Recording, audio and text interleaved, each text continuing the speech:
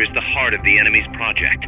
To prevent its completion, you'll need to either shut down or destroy the artificial intelligence that functions as its brain. According to Huey, that AI is now undergoing final calibrations in Strangelove's lab. It's inside a tropical cloud forest. Slip in and terminate that AI before they ship it out.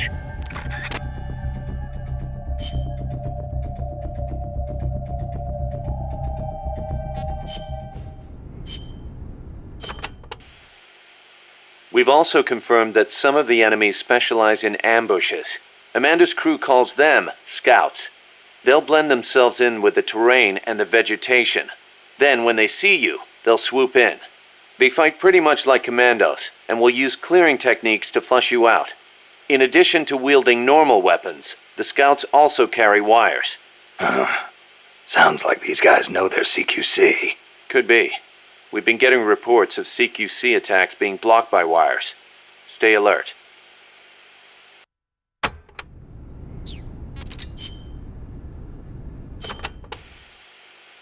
Are there any large-scale ruins in Costa Rica, Paz? There is a place east of Cartago called Guajabu. They have ruins there, but they're not especially big. Not the place I'm thinking of. Any others? Well, if you go a little way across the border into Nicaragua, there's a place called La Fortaleza de la Inmaculada Concepción. That is the only famous one. Then what were those ruins I saw from up on Irasu? There are a lot of things we still do not know about Costa Rica's ancient civilizations. There are giant stone spheres throughout the country. What they were used for is still a mystery.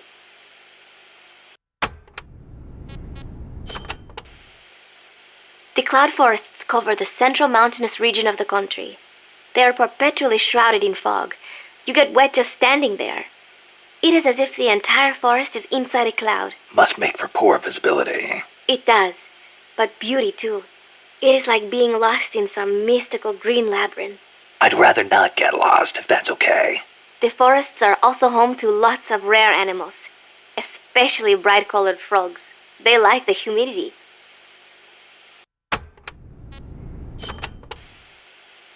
You know that butterfly painted on Peace Walker? Any idea what that is? It is a morpho. A Pallades morpho, if I'm not mistaken. Pallades morpho? Uh-huh. It is the most common type of morpho in Costa Rica. Huh. It has these gorgeous metallic blue wings that shimmer in the light. You can see them even from a distance. You mean they reflect light? Correct. It is called structural color. Morpho scales have tiny bumps on them that interfere with the light and make them look blue. The space between the bumps corresponds to the wavelength of the blue light. Let me see if I get this. So if you could change the spacing, you'd end up seeing a different color. That is the principle. I heard somewhere it is being researched as a way to color cloth without dye. Think of the camouflage you could make with that. Is that all you can think of? Hey, it's important. What I don't get is why they'd put a butterfly on Peace Walker. Maybe because it looks pretty. I hope that's all it is.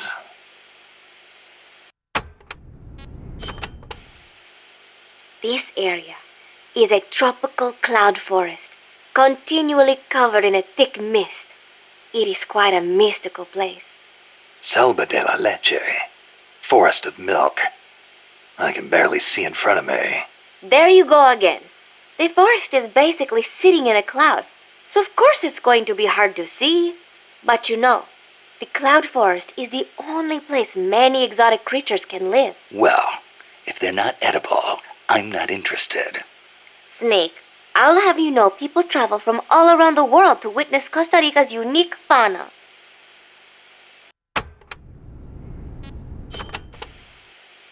Snake, watch out for the frogs.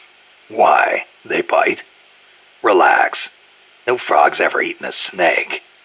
Although, I've feasted on a few frog's legs myself. But they are dangerous. They are poisonous. Poisonous? Poison dart frogs live up to their name, I assure you. Their poison is so strong, the Indígena use them to make poison-tipped arrows. Some secrete poison through their skin. Even touching them can be dangerous. So don't go petting them or anything.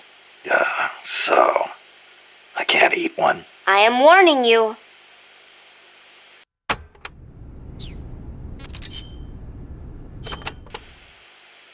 From here on in, you'll be in a cloud forest.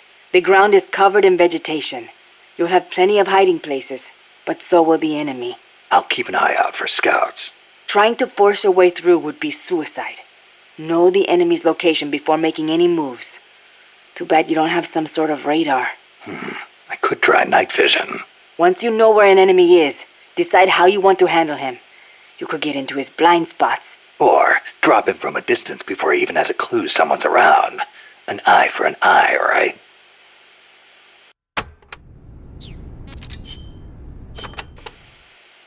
Chico, you know much about cloud forests? Not that much.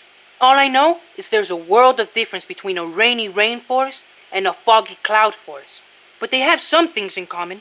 But like for instance, you gotta watch out for poison dart frogs. Both rain and cloud forests have high humidity, so they're perfect environments for frogs and other amphibians. I mean, it's not like just touching a strawberry poison dart frog or a dying dart frog is going to kill you. But don't eat them, no matter how hungry you get. I can get all the rations I need from Mother Base. No jungle food for me this time. Seriously? You're not disappointed you don't get to eat wild animals? What do you think I am? Just kidding. In Colombia, though, there's a frog, the golden dart frog, that's lethal to the touch. How do you know all this? Come on.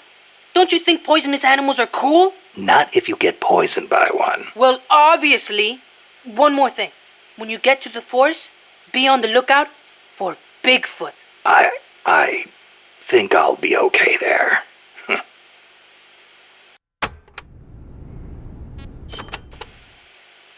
Bigfoot is an ape-man that lives in the Rocky Mountains. In the local Indian language, he's known as Sasquatch. And get this, he's over 3 vara. Can you believe that? So he's kinda like a gorilla? Completely different.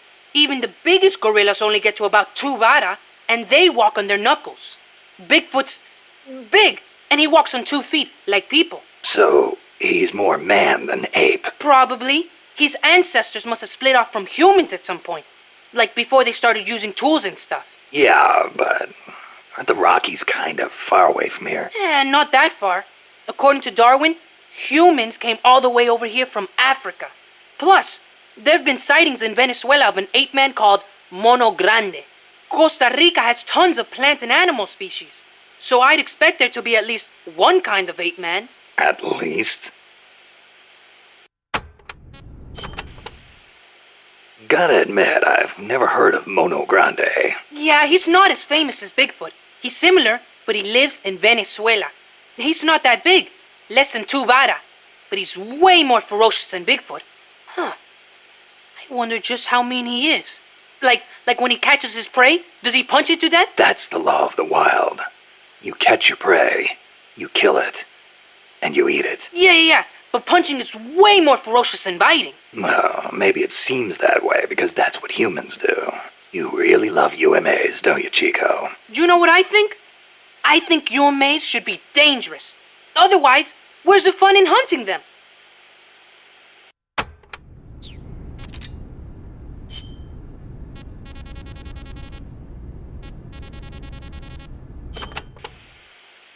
Doc, I'm starting to sense your feelings about nukes are a little different from your colleagues. How do you mean? Your little chat with Coldman back there. I told you my father worked on the Manhattan Project, right? You're familiar with it? The basics, yeah. It was the project that kicked off the nuclear age. That's right. Some of the finest minds of the 20th century, including multiple Nobel Prize winners, worked on it. They spent over $2 billion, and that's in 1940s money. It culminated in the successful nuclear test at Alamogordo on July 16th, 1945. And the first use in combat a few weeks later. Doc? I can't walk. What? My spine isn't shaped like everybody else's. I can't move my lower body, so I've never taken a single step, not since I was born. What's that got to do with your dad being in the Manhattan Project? As a result of his research, my father was exposed to high doses of radiation. It can't be a coincidence that my chromosomes are messed up. That's why I didn't want for these nukes to be another sword of Damocles. I wanted to give them a real purpose, to be a deterrent against war. Doc, And Coldman, we have to stop him, whatever it takes.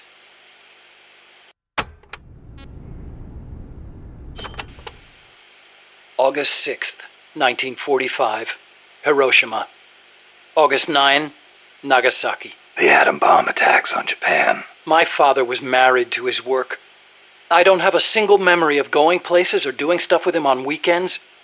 But even as a kid, I knew on some level that it was for his family. I respected him.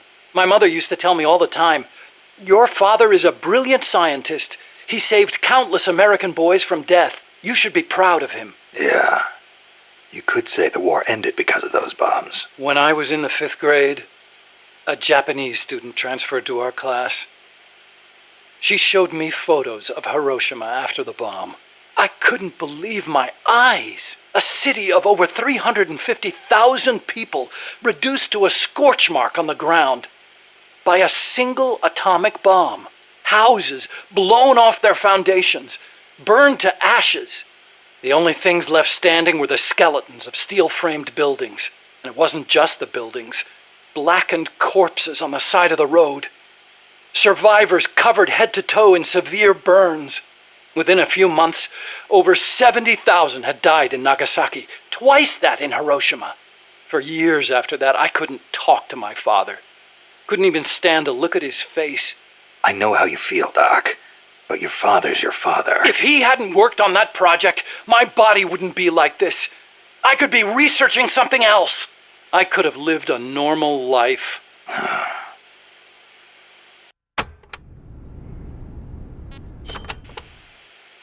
It wasn't so long ago the world stood on the brink of nuclear war. Just over on the other side of the Caribbean. I was 17 at the time.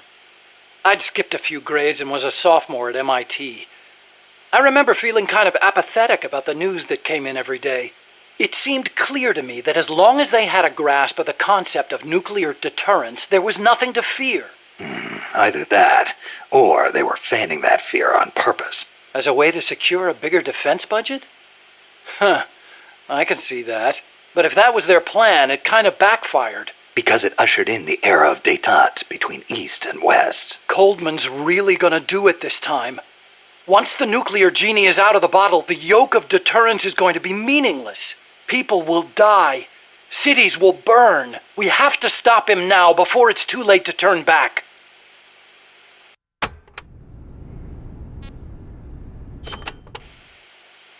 So you've been doing nuclear research your whole life? No, not really. At first I wanted to be an aerospace engineer. For me, the Sputnik launch was a good shock, not a bad one. I thought the age when science was used for war was over, and that a glorious age of space exploration was dawning. The year I skipped ahead and got into MIT, Gagarin went into orbit, which made me more excited than ever. Of course, even back then, I knew the space race was just another facet of the Cold War. Moscow had a leg up on us, and we were desperate to catch up. I know. But for me, it was a happy time. I joined NASA, got to do the kind of research I loved. Our nation's prestige hinged on our work. They gave us whatever resources we asked for. I knew you could turn a rocket into an ICBM by fitting it with a nuclear warhead, but that didn't bother me so much. It didn't last long, though. The space and nuclear arms races took up enormous sums of money. America beat Russia to the moon, but that's where it ended. Then came détente. Exactly. NASA's budget was slashed as a result. My father being a nuclear expert and all, they put me to work on a more obvious deterrent. Missiles. At NASA, I'd been researching a locomotion system for lunar exploration. Tires aren't suited to driving around on the moon, you know. And that's how I caught Coldman's eye.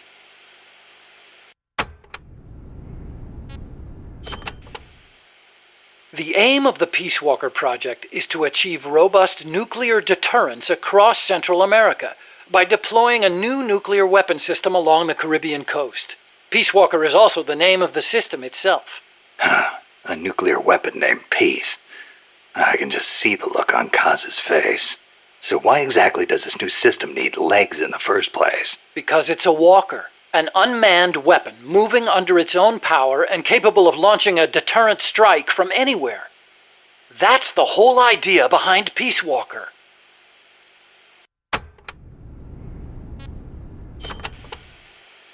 The reason Peace Walker is a mobile nuclear weapon system is to maximize its potential as a nuclear deterrent. How so? If need be, Peace Walker can stay constantly on the move so that the adversary can't pinpoint its position.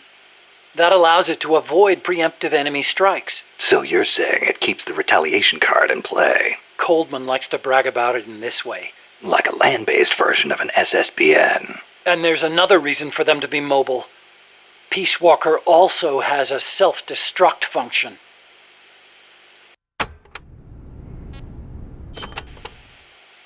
Why would Peace Walker need a self-destruct function? You saw it, didn't you, Snake? That sphere on Peace Walker's head? Yeah? That's a hydrogen bomb. What? You're telling me that thing's a thermonuclear device? Do they have any idea what kind of destruction that thing would cause? I know, it's crazy. I mean, even overkill has its limits. If it's strategic value they want, they could have gone with something smaller. It's like they want a weapon on par with Russia's Tsar Bomba. This arms race is running way out of control. It's an evolutionary dead end. A saber-toothed tiger. You can't load a warhead that big on a missile, of course. And no strategic bomber could carry it. That's where Peace Walker comes in. So, it waltzes into enemy territory carrying a hydrogen bomb and blows itself up. Christ.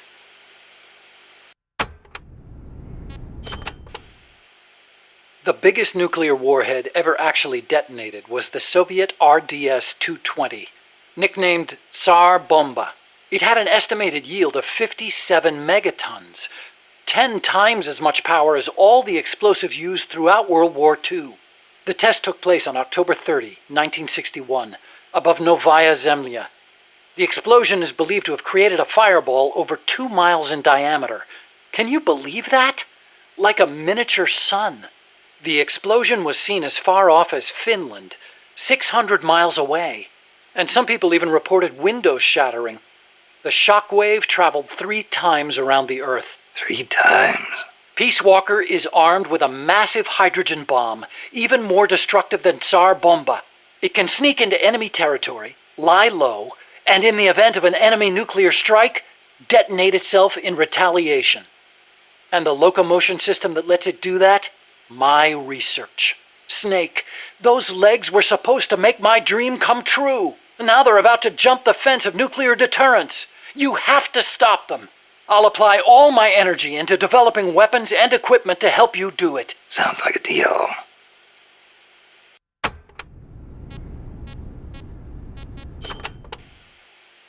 What made you put an AI into Peace Walker? Well, for one thing, because it can't be manned. Peace Walker's designed to enter enemy territory and blow itself up, if necessary. You can't put a person inside a weapon that could blow at any time, can you? So we equipped it with an AI instead. That's strangely humane of you. And besides, Peace Walker was designed as a bipedal weapon system. You can't imagine how hard it shakes when it walks. It'd turn a man into mush. Plus, when launching a nuclear missile, it has to perform ballistic calculations in real time. See? Because it's always moving. Hold on. If that's all it does, then a high-performance computer ought to do the job. It doesn't need intelligence. That's a very good point, Snake. Which brings me to the real reason. Peace Walker needs AI to make decisions regarding nuclear retaliation. It's what ensures perfectly mutual assured destruction. I've heard all this before. You want a war between machines? We'd never actually launched the first nuke, of course. It's strictly a counterattack system. Only a politician could make such an illogical decision as starting a nuclear war. Conversely, if an adversary launches a nuke at us, the AI will not fail to retaliate. Therefore, the adversary can't launch. The AI guarantees it. Even so, launching nukes without authorization? Boomer captains have the authority to launch if land communications are cut off. It's the same principle. Not even the captain of a boomer can make that decision alone. The way I heard it, that's the only situation where insubordination is allowed. Only because humans are imperfect. That's Coldman's line of thinking. You're saying that machines don't make mistakes? That's a myth. Worse than that, it's blind faith. We wouldn't put our faith, our fate, into the hands of any ordinary machine. That's what the AI is for. The decision to launch a retaliatory strike requires high-level judgment. You have to take into account not only the state of the war, but the entire world. And sometimes, you need to make a guess based on incomplete information. Huh. You think an AI can do all that? Yeah. At least Dr. Strangelove does.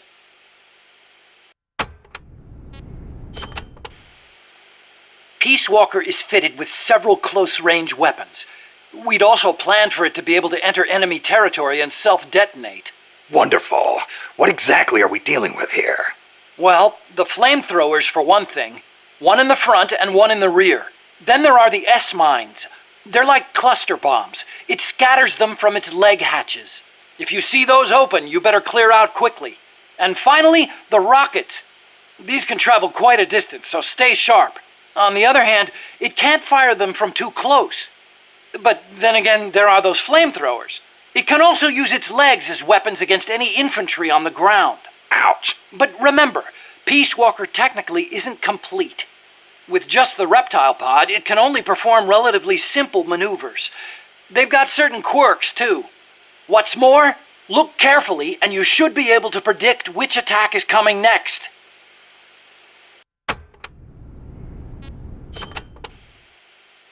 Okay, but why does Peace Walker need to walk on two legs? I'd think treads would be good enough. You'd be wrong.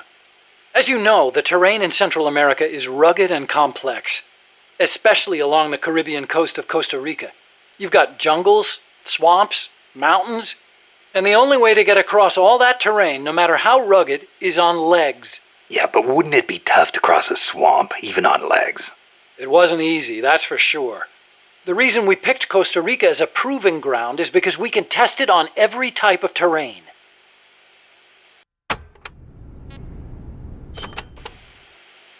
This Peace Walker project the CIA's talking about. You believed in it, huh? Yeah, I believed. Actually, maybe I just wanted to believe. What do you mean? Here's how Coldman explained it. Peace Walker's a weapon for peace. One to ensure true nuclear deterrence. It'd be the anchor to bring stability to Central America. He told me, the nuclear weapon system you've built will never be used.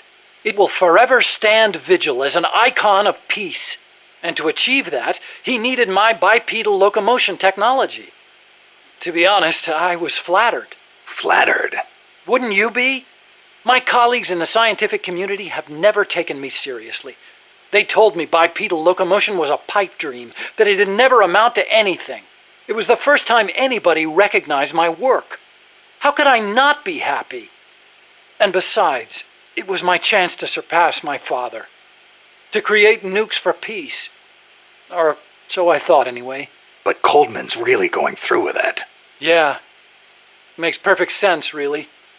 No one would give the project any notice unless they could prove that an unmanned system is capable of launching a nuke.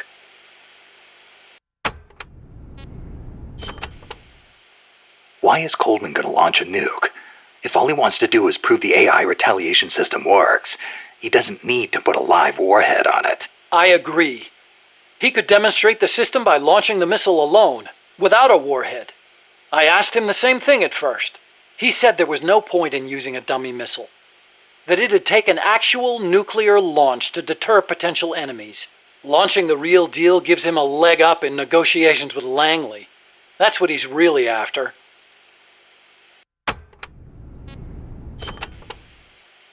I based the bipedal locomotion technology used in Peace Walker on Soviet research.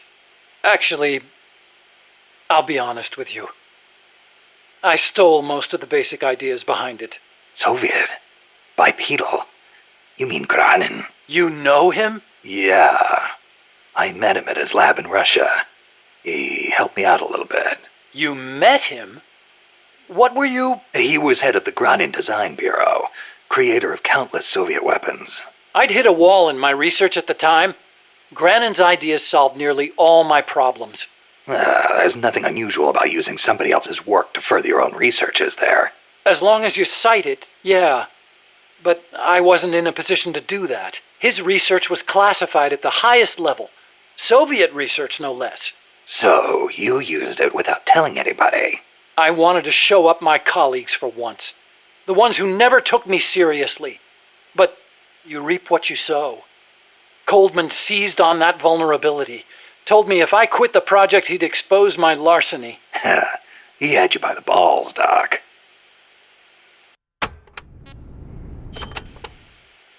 How'd you get your hands on Gronin's research? That was also Coldman. He used his agency contacts to get a hold of it.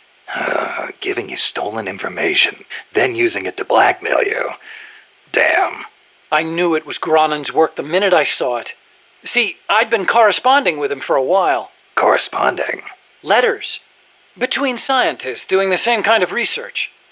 He always complained that nobody understood his ideas on bipedal locomotion. Ah, so you're the American friend he was talking about. Obviously, he didn't write a word about the technology in his letters. Except for one time. If by chance anything should happen to me, I entrust my research to you. Better that than handing it over to these ignorant so-called scientists. Sounds like him, all right. Then one day, his papers actually came. It wasn't hard for me to imagine what had happened to him. I felt it was my duty to carry on his work after him. And also... What? I thought maybe combining his technology with mine could be a way to bring East and West together, like the docking of Apollo and Soyuz. It'll never make the history books, and it's still not a reason to plagiarize. You're right. You're absolutely right. I never had the courage to tell the truth, that's all. I always looked for excuses to cover it up. Until now. Huh? You told me everything. You're no longer a coward.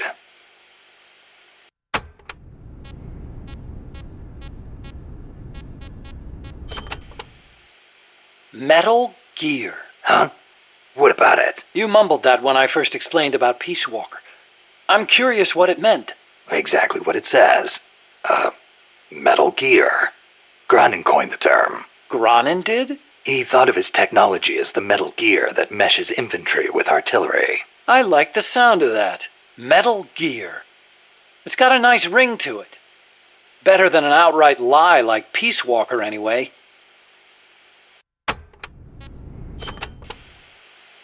Those papers the CIA gave you, was there any data on the Shagohod in there? Shagohod? A nuclear tank that launches IRBMs. It competed against Gronin's system for approval. Oh, the thing with the rockets. Designed by a guy named Sokolov, right? What's so funny? No, I was just remembering some of the commentary Gronin added to the Shagohod papers. You should have seen the way he badmouthed it. It was too conservative, too ugly. I can imagine. He was so angry when he wrote that, he smeared up the ink. And you know how shoddy the paper is over there to begin with. I'll bet. That's Gronin, all right. Imagine accelerating the launcher itself to 300 miles an hour to extend the range of an IRBM. As stupid as it sounds, it's a hell of a concept. Who but the Soviets would think of using a tank as the first stage of a rocket? I actually took a cue from the Shagohod when I developed the Pupa. That hovercraft thing? You stole that one, too? Give me a little credit. I only borrowed the concept. The technology is original. As it turned out, hover technology wasn't enough to handle all the terrain in Central America. It relied too much on brute force. But the Shagohod was a major threat. That thing could corner like you wouldn't believe. Built pretty tough, too. You sure know a lot about it. It almost did me in. I couldn't forget it if I tried. Did you in? So you were the one who took it down. Wow! You really are amazing. I didn't do it alone. No, seriously, thank you. We might not be here today if they'd begun mass-producing that thing. Then again, they're hard at work now miniaturizing nuclear warheads. Pretty soon they won't even need an accelerated launcher like the Shagohod. Great. That means they're that much closer to being able to launch from anywhere in the world.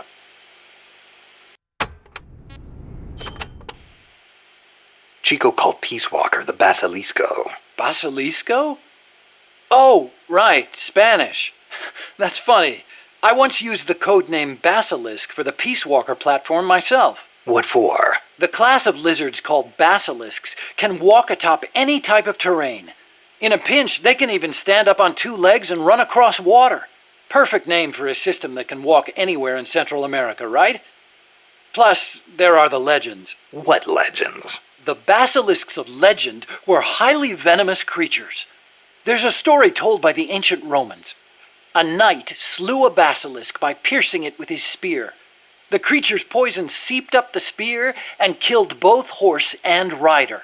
Remind you of anything, Snake? Nuclear deterrence. Bingo.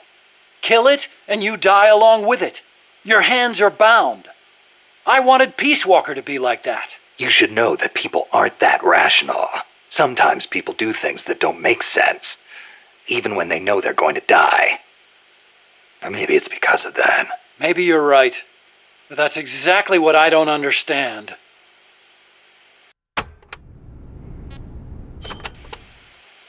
So this Dr. Strangelove was at NASA? Yeah. Well, actually, Strangelove left for DARPA not long after I joined. And then the two of you ended up back together doing research in Costa Rica. Not exactly together. We coordinated on a few things, but the research projects themselves were separate from each other. We had it worked out so that Dr. Strangelove handled the mammal pod, Peace Walker's cerebrum, while I did the rest. That letter, something to do with your research? Huh? No, it's yeah, it's a report. Research findings. Research findings? Anything in there we could use against Peace Walker? Nothing. Nothing at all. Just don't read it, okay? Promise me you won't?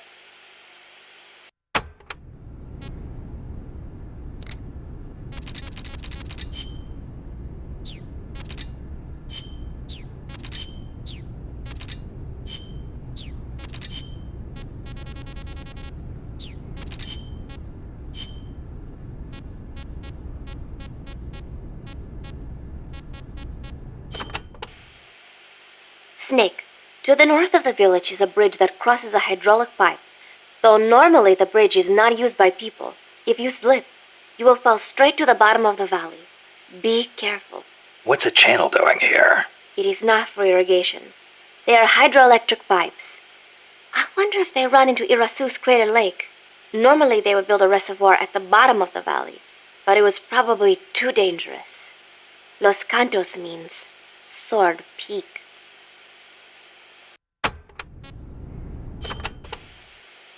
You should be able to see across the Irasu mountain range from there. There are not as many big trees at that elevation, and you will probably be well above the mist. It'll be tough to hide up there. You're not thinking about the scenery right now, are you? Not while I'm surrounded by bad guys. You should have seen it when the country was at peace. I know you would have been impressed. Well, that'll be our reward for a successful mission. Sound good? Wonderful. Thank you, Snake. There is an old fort around there. What is it, boss? You sound upset. Well, you see, it was built during the Civil War. Let me guess. Disputes between Costa Rica's political parties escalated into all-out conflict. See, conflict that cost my grandparents their lives.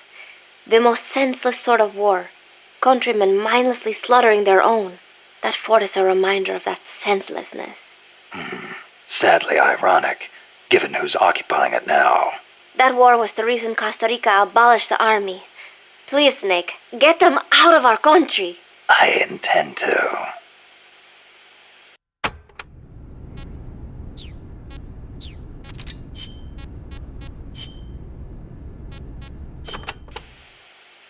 La CIA calls their new toy Peace Walker, eh? Yeah. So?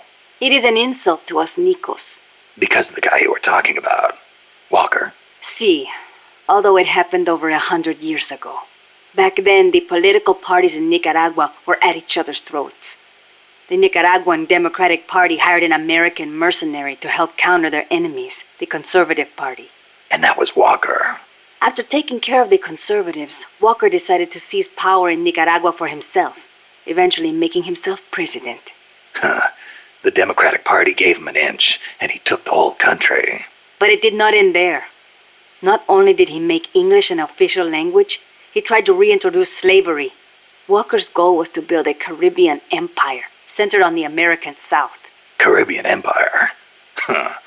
Sounds kind of like what Coldman is trying to pull off. The gringos are always like that. They invent some convenient excuse to trample all over foreign countries like they own the place. Peace Walker, ha! What happened to Walker in the end? A united Central American army led by Costa Rica kicked his ass and sent him running back to America. Then why don't we do the same? I, for one, don't intend to let Coldman get his way. Good idea. I'm glad we have you, boss.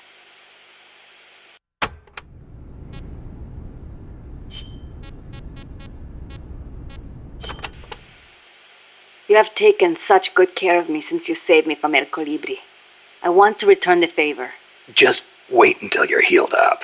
Then we'll talk. I appreciate that, but you need all the help you can get. It might take a while for me to heal completely, but I'll be fine once I'm on my feet. Put me in a combat unit. I'll pull my weight. I wouldn't expect any less from a Sandinista Comandante. Enough flattery. But seriously, it does not feel right for me to be sitting here while my compas are out risking their lives. One thing's for sure. Having you out in the field would be a big boost to Sandinista morale. Of course, our ultimate goal is still the overthrow of Somoza. But until we get ourselves back in order, we will follow your lead, wherever it takes us. Glad to have you on board.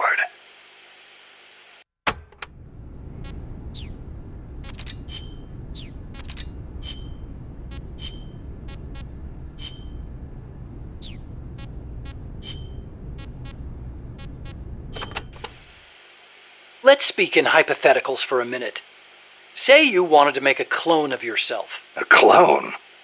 Paramedic had the same idea. It's science fiction. I'm just hypothesizing here. Okay, not a clone then.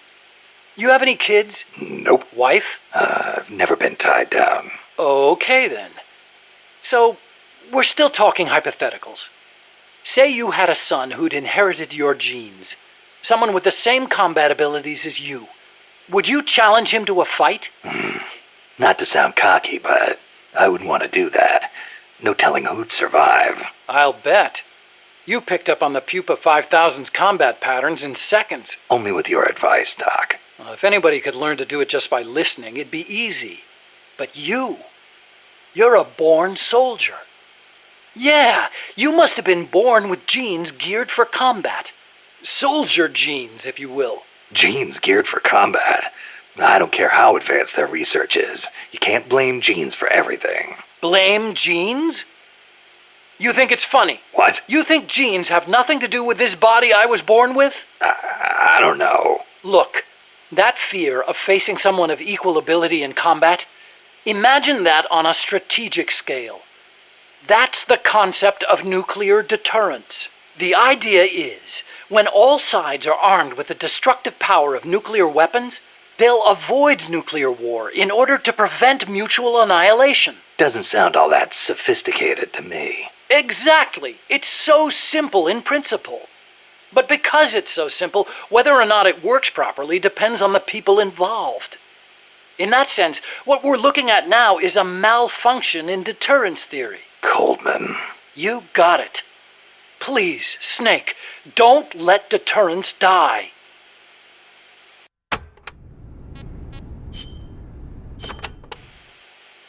Hey, Doc, what was that you were smoking in the lab? It looked like a cigarette, but it wasn't lit. Oh, it's an electronic cigarette. I designed it myself. Pretty neat, huh? Electronic cigarette. Yup, a liquid in the filter that turns into vapor, and you inhale the microparticles. So that was vapor. I'd actually rather be smoking normal cigarettes, but not in that room. The smoke would wreck the precision equipment in there, ruin all its wiring. But the vapor is just steam.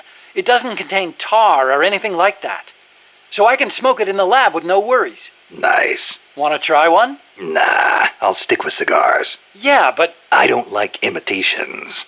The real thing's always better. Okay. But you know, sooner or later, smoking's going to become very unfashionable across the world. It hurts you and those around you. Electronic cigarettes might not seem so bad then. Yeah, when that happens, I'll think about it.